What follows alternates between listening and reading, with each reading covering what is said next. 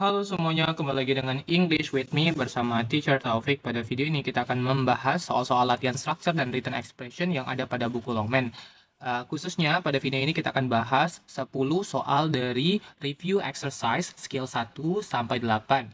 Bagi teman-teman yang baru bergabung di channel ini, kita sudah bahas lengkap semua TOEFL Structure Skill 1 sampai 60. Semuanya udah dibahas, dan juga TOEFL Reading Skill 1 sampai 13 itu juga sudah dibahas lengkap. Jadi bisa langsung ditonton aja video-videonya untuk belajar dan persiapan ujian TOEFL ITP-nya.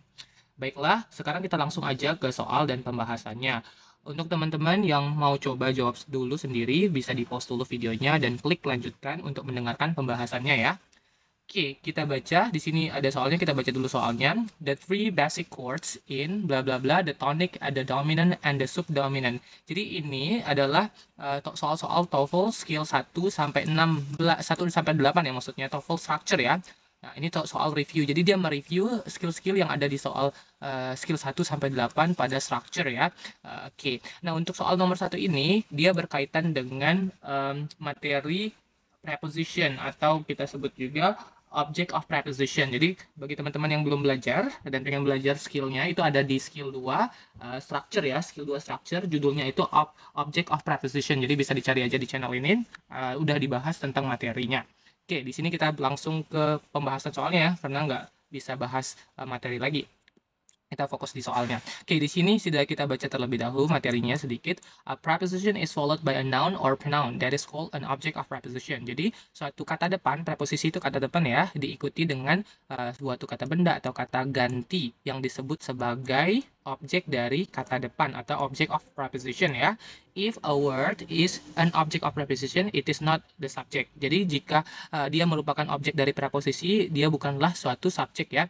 Oke, jadi balik lagi ke sini, kita lihat ada preposisi ya. Di sini ada preposisi atau kata depan.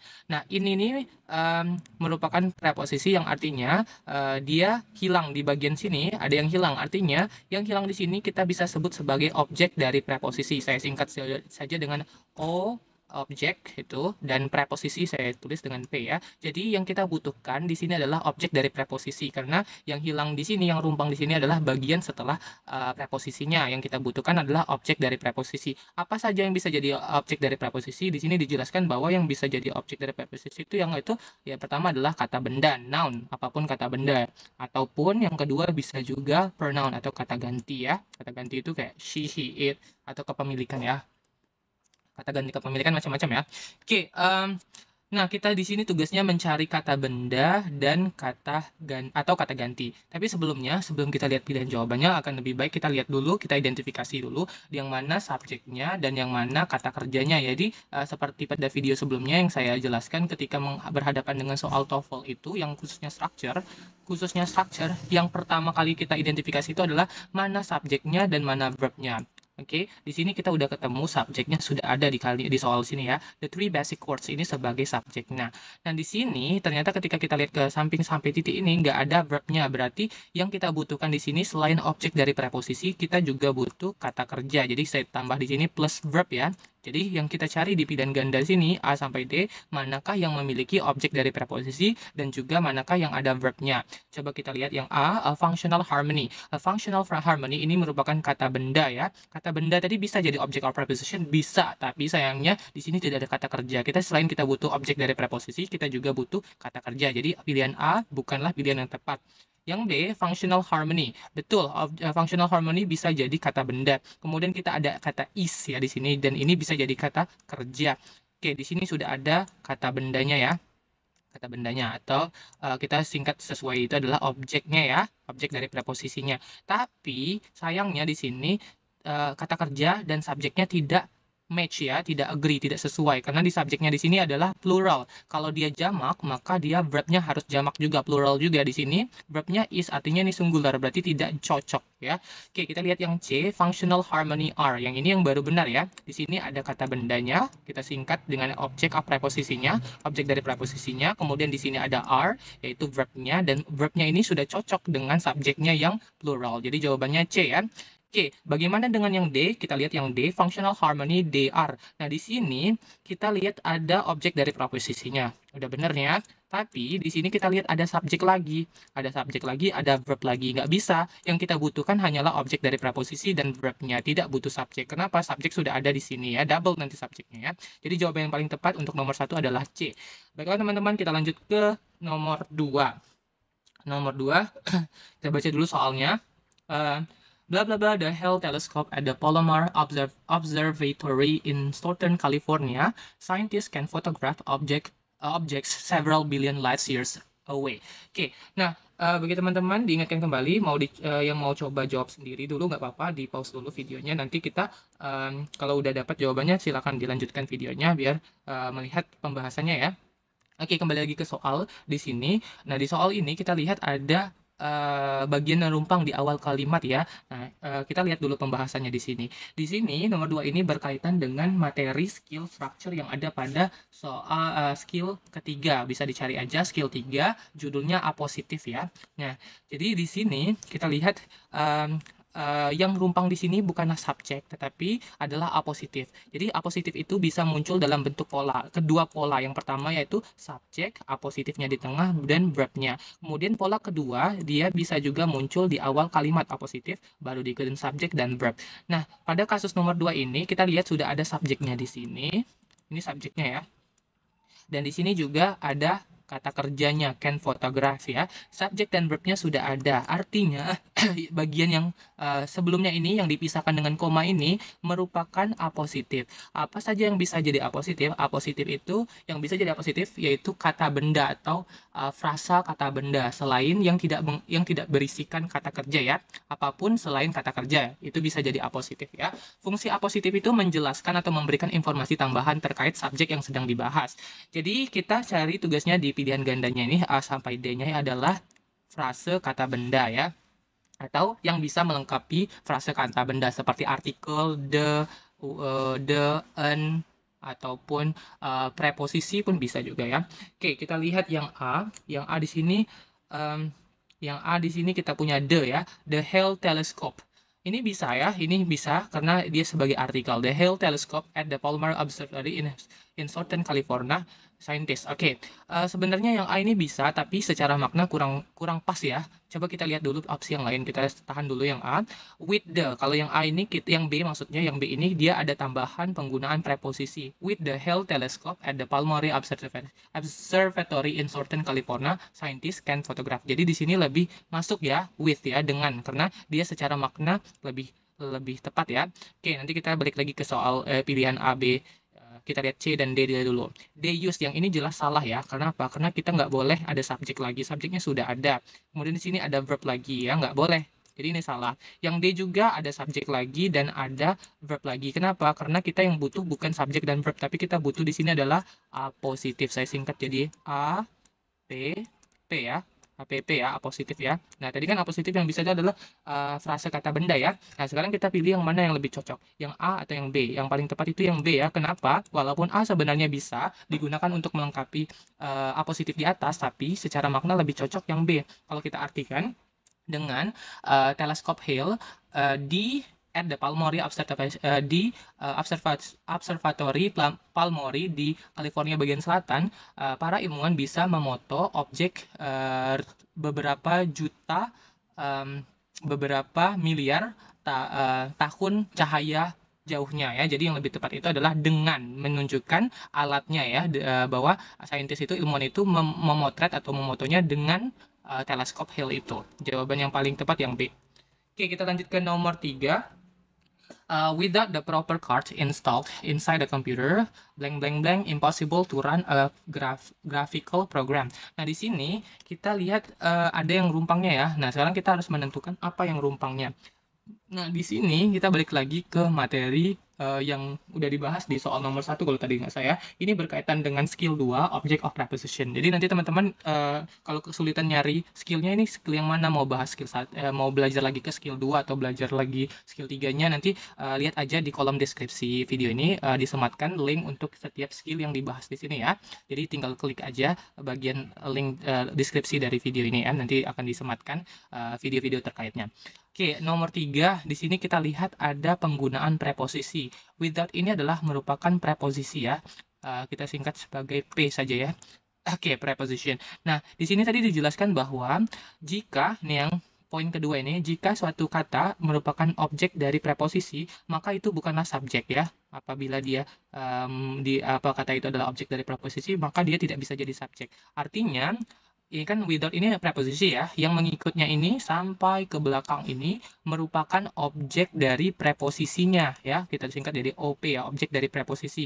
Nah, dijelaskan tadi bahwa objek dari preposisi itu tidak bisa menjadi subjek. Artinya, ini bukanlah subjek. Sekarang manakah yang subjeknya? Seperti biasa, kita identifikasi dulu mana subjeknya, mana verbnya ya.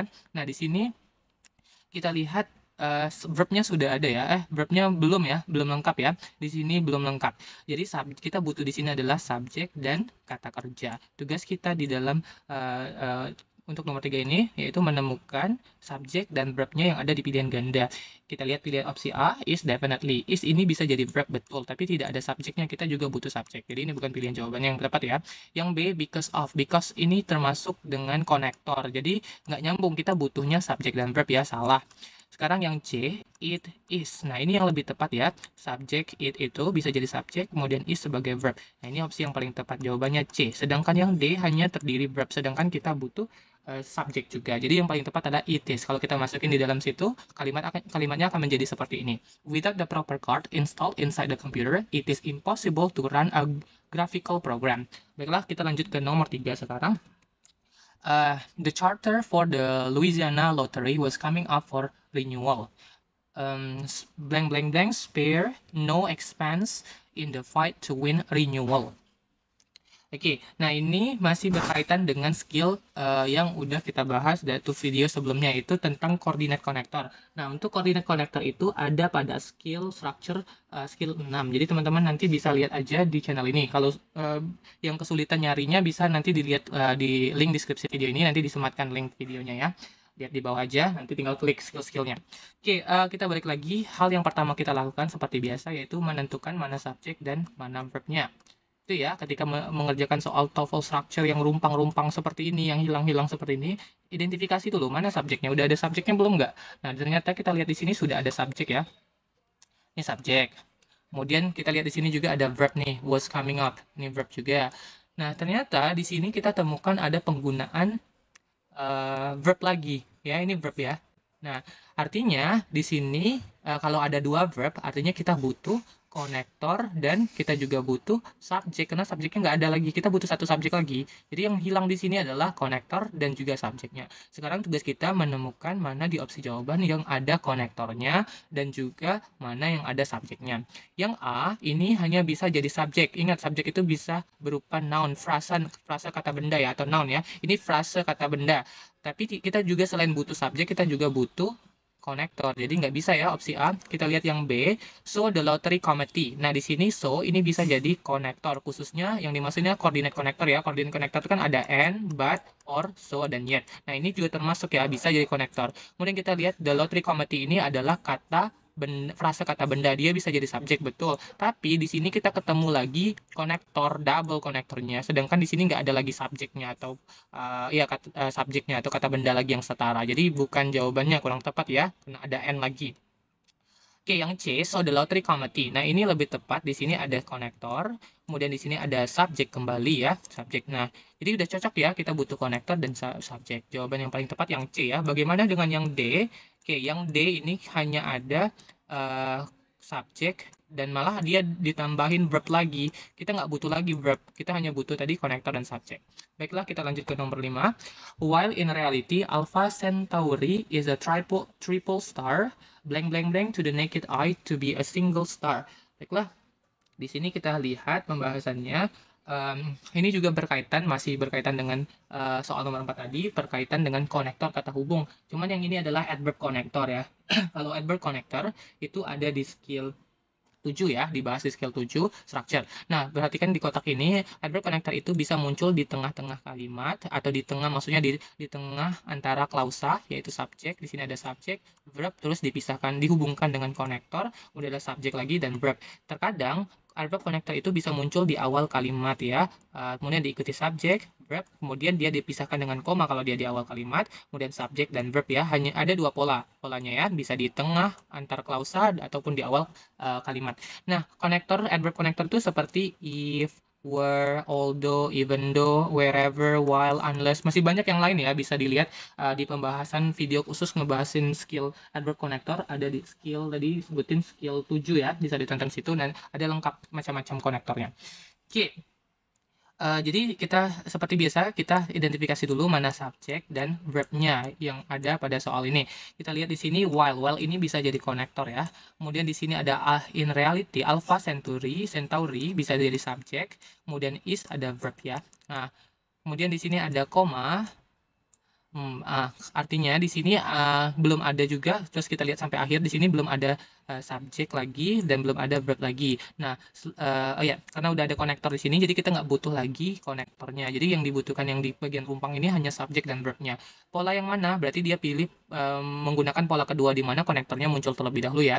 Jadi yang paling tepat itu, jadi yang kita cari di bagian rumpang ini subjek dan verb. Sekarang kita lihat opsi jawabannya. Manakah yang berisikan subjek dan verbnya? It appears. It ini betul bisa jadi subjek, appears bisa jadi kata kerja.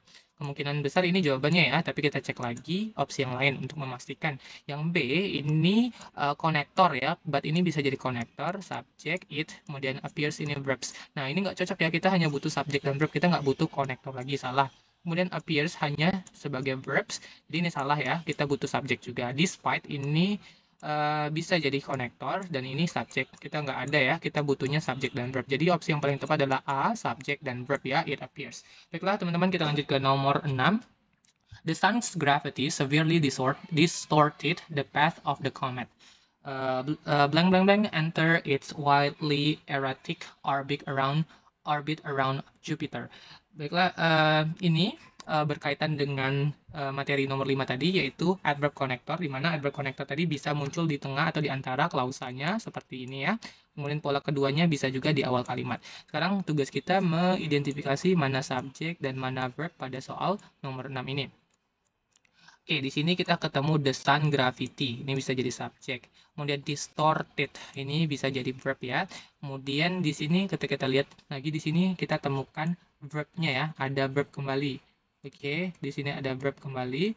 Artinya kita butuh di sini adalah konektor dan subjeknya belum ada ya yang kita cari. Sekarang di opsi jawaban, di opsi pilihan jawabannya ini adalah konektor dan juga subjek. Oke. It ini hanya bisa jadi subjek, kita nggak bisa, kita butuhnya konektor juga ya. Yang B ini hanya konektor tapi nggak ada subjeknya ya. Oke, jadi salah juga ya yang B. Kemudian yang C, after the comet came into it. Nah ini juga ada konektor, kemudian ini ada subjek. Di sini ketemu lagi verb lagi, kita nggak butuh verb lagi ya, double nanti verbnya ya, jadi salah ya. Yang paling tepat adalah D, once ini konektornya, kemudian the comet adalah subjeknya, cocok ya. Nah, jawabannya yang paling tepat D. Baiklah teman-teman, kita lanjut ke soal nomor 7, nomor 7. Each object blank blank blank Jupiter magnetic field is deluged with electrical charges. Oke, kita lihat di sini. Ini berkaitan dengan penggunaan present participle atau kita sebut kalau di sekolah dulu biasanya disebut verb ing ya, verb ing. Oke, nama lainnya itu present participle ya, present participle. Nah, seperti biasa kita identifikasi dulu deh mana subjeknya dan mana verbnya. Oke. Nah, ini yang paling penting dilakukan pertama kali ketika kerjain soal structure yang blank-blank seperti ini ya. Oke, each object ini sebagai subjek. Oke, bisa ya. Kemudian kita lihat di sini ada verbnya. Di sini ada verb. Is itu bisa jadi verb ya. Kemudian di sini ada past participle-nya. Nah, di sini nomor 7 bukanlah kalimat multiple clauses atau kalimat yang terdiri dari lebih dari satu klausa, tapi ini hanya cuman single clause ya, hanya satu klausanya. Jadi tidak ada konektor, tidak dibutuhkan konektor. Nah, apakah yang dibutuhkan di sini subjek dan verbnya sudah ada? Kemungkinan yang dibutuhkan di sini merupakan bagian atau informasi tambahan terkait subjeknya ya. Nah, di sini udah ada pembahasannya, udah lebih detail lagi. Ini berkaitan dengan present participle atau verb berakhiran ing. Jadi present participle tadi disebut namanya itu verb berakhiran ing ya. Oke, verb ing. Nah, present participle itu memiliki bisa menjadi dua hal. Yang pertama, dia bisa jadi bagian dari verb. Yang kedua juga dia bisa jadi adjective. Nah, dia menjadi bagian dari verb ketika dia diikuti oleh to be, ya. To be itu apa? Nih, to be nih banyak nih ya. Oke, to be di present nih, ada am, is, are, past tuh ada was, were, future ada will be, going to be, present perfect ada have been, has been, participle, past perfect, maaf, maksudnya had been, modal verb pakai be biasanya could be, should be, must be, kemudian modal verbs yang dalam bentuk pastnya biasanya pakai have, should have been ya, must have been, dan seterusnya. Nah, kalau dia diikutin to be ini, maka dia menjadi bagian dari verb. Tapi kalau dia tidak diikuti oleh to be, maka dia disebut adjective. Nah, karena kita sudah balik lagi ke soal ya, ini udah materinya kita udah bahas tadi. Balik lagi ke soal nomor 7 ini, kita sudah punya verbnya. Artinya, yang kita butuhkan di sini bukanlah verb, bukanlah subjek. Kita lihat di pilihan jawaban, enter, ini bisa jadi verb. Gak boleh ya, bukan jawabannya. Kita nggak butuh lagi karena verbnya sudah ada. Kemudian yang B, ini nggak bisa juga karena ada it, itu sebagai subjek, dan enter sebagai verb ya. Nggak bisa double nanti, kan harus butuh konektor. Kan sini di soal nggak ada konektornya.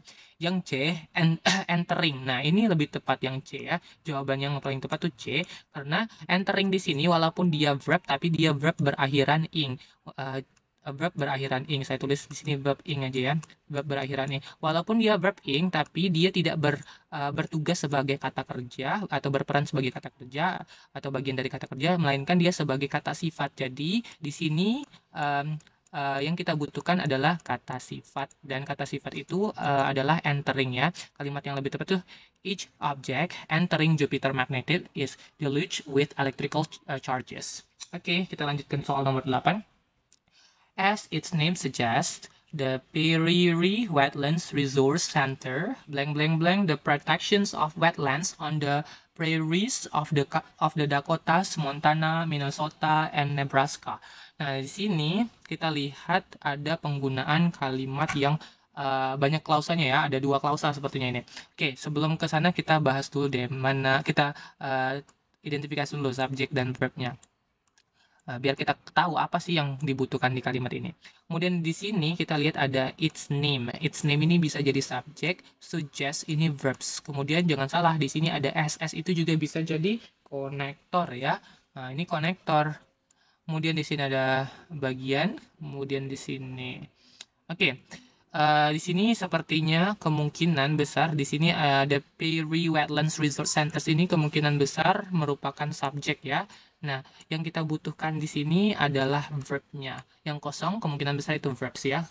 Ini merupakan soal terkait skill adverb of clause ya. Adverb clause ya, itu skill 7 dan skill 8 di structure ya. Jadi ini merupakan pola yang kedua. Ini kan udah dibahas tadi ya pada soal nomor 5 atau nomor 6 di video ini. Nah, ini pola nomor 2 di mana adverb konektornya muncul terlebih dahulu, diikutin subjek, verb, kemudian dipisahkan koma, subjek, dan verb. Artinya yang kita butuhkan di sini udah ada konektor, subjek, dan verb, dan subjek lagi dipisahin koma ini ya. Artinya yang kita butuhkan di sini verb. Sekarang tugas kita cari di opsi jawaban mana verbnya. Di sini sudah ada subjek ya, jadi nggak bisa lagi. Di sini, oke, di sini verbnya ya. Kita nggak butuh subjek, jadi A salah ya. Kemudian yang B ini focuses on, ya ini verb ya. Kalau yang C, dia focusing. Focusing ini dia adjective, karena di depannya nggak ada to be, maka dia sebagai adjective. Nah, kita butuh adjective atau verb? Kita butuh verb, jadi C salah. To focus, dia sebagai infinitive, bukan sebagai verb ini ya, infinitive ini. Jawaban yang paling tepat adalah yang B. Oke, kita lanjut ke nomor 9 sekarang. One of the largest and most powerful birds of prey in the world, blank blank blank, a 6-foot wingspan and legs and talons roughly the size of a man's arm and legs. Oke, di sini berkaitan dengan apositif. Apositif itu ada di skill 3 structure ya. Oke, nah di sini kita jangan terkecoh ya dengan bagian yang di awal ini. One of the largest and most powerful birds of prey in the world. Nah, ini bukanlah klausa. Kenapa ini bukan klausa? Karena dia tidak memiliki verb, maka dia tidak bisa disebut dengan sebagai klausa. Syarat menjadi klausa itu ada subjek dan ada verb ya, setidaknya satu subjek satu verb. Oke, coba kita lihat di di kotak di bawah ini. Ada 2 pola positif itu, dia bisa muncul di antara subjek dan verbnya, dan dia juga bisa muncul di awal kalimat ya. Nah, pada soal nomor 9 ini apositif ini muncul pada di awal kalimat ya. Jadi one of the largest and most powerful verbs merupakan A positif. Saya singkat jadi APP aja, A positif ya. Nah, artinya di sini kita masih butuh subjek dan di sini dan juga kita butuh verb ya. Nah, tugas kita di sini mencari manakah yang ada subjek, maksudnya yang mana yang ada subjeknya dan mana yang verb ya. Yang A di sini konektor, kita nggak butuh konektor karena ini bukan multiple clauses ya. Oke, ini konektor, salah ya. Walaupun di sini harpy bisa jadi subjek, ini verb, tapi konektornya salah. Kemudian the harpy ini subjek, and then having ini adjective ya, nggak bisa. Kemudian di sini ada preposisi, kemudian di sini ada subjek, dan sini having bukan verb ya, dia sebagai adjective. Salah juga. Jawaban yang paling tepat adalah yang D, the harpy sebagai subjek dan has sebagai verb. Cocok ya, kita butuhnya subjek dan verb ya. Oke, lanjut ke nomor 10. Blank blank blank, creation of such a community was a desirable step, the requisite political uphill and had to be accepted. Oke, nah ini berkaitan dengan konektor lagi ya, adverb konektor. Ini paling banyak ya soal seperti ini, adverb konektor. Nah, adverb konektor kan ada yang muncul di tengah antar klausa, ada juga di awal. Oke, nah pada soal ini sepertinya konektornya muncul di awal kalimat karena kita belum ketemu konektor sampai di titik ini ya. Kemudian kita lihat ya, identifikasi, jangan lupa subjek dan verbnya ya. Oke, kemudian kita lihat di sini sudah ada bagian dari subjeknya, tapi subjeknya belum lengkap ya. Jadi subjeknya belum lengkap, tapi kita tulis juga di sini subjek ya. Kemudian di sini was, di sini bisa jadi verb. Kemudian ada koma, ya sama ya. Berarti dia pola kedua ini nih, di mana dia dipisahkan dengan koma. Oke, kemudian ada the requisite political uphill, ini sebagai subjek kembali ya. Di sini aja tulisnya subjek. Kemudian ada had to be, had to ya, ini bisa jadi verb. Oke, jadi tugas kita mencari konektor dan bagian dari subjek yang belum lengkap. Ini sebagiannya sudah ada nih di creation ya, kemungkinan besar.